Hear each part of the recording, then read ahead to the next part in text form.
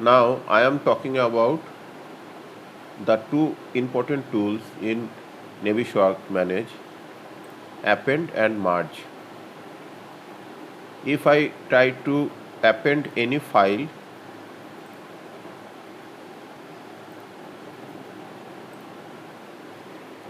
then you can see the file in selection tree.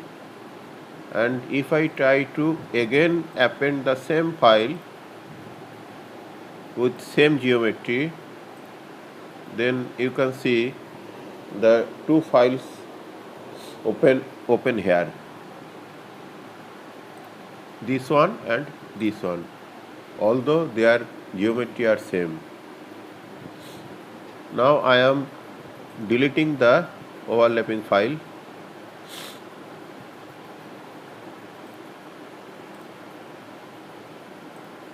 and try to merge that file.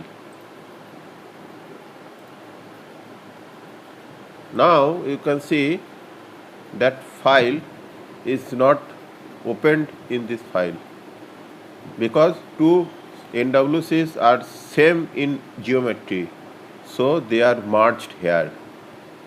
This is the difference between merge and append.